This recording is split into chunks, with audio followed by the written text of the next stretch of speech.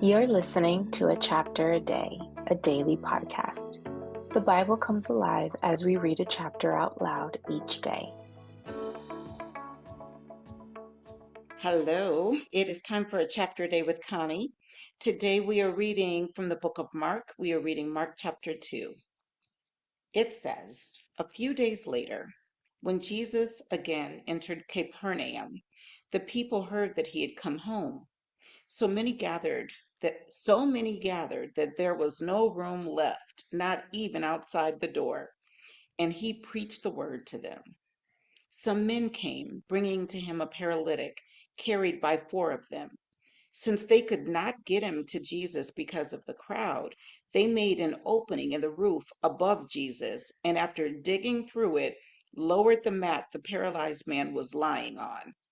When Jesus saw their faith, he said to the paralytic, "Son, your sins are forgiven." Now, some teachers of the law were sitting there, thinking to themselves, "Why does this fellow talk like that? He's blaspheming. Who can forgive sins but God alone?" Immediately, Jesus knew in his spirit that this was what they were thinking in their hearts, and he said to them, "Why are you thinking these things? Which is easier, to say to the paralytic, 'Your sins are forgiven,' or to say, 'Get up, take your mat, and walk'?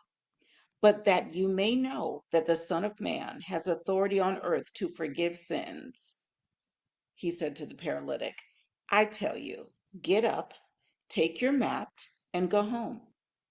He got up, took his mat, and walked out in full view of them all.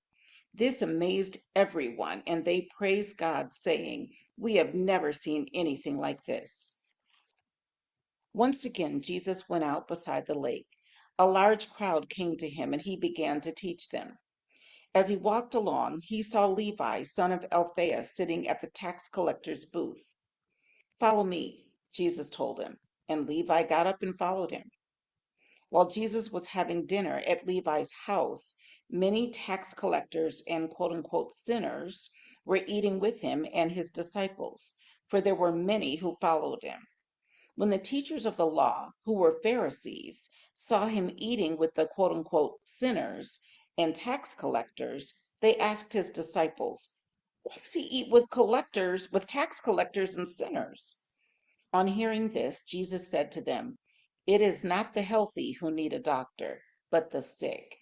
I have not come to call the righteous, but sinners." So now John's disciples and the Pharisees were fasting. Some people came and asked Jesus, "How is it that John's disciples and the disciples of the Pharisees are fasting, but yours are not?"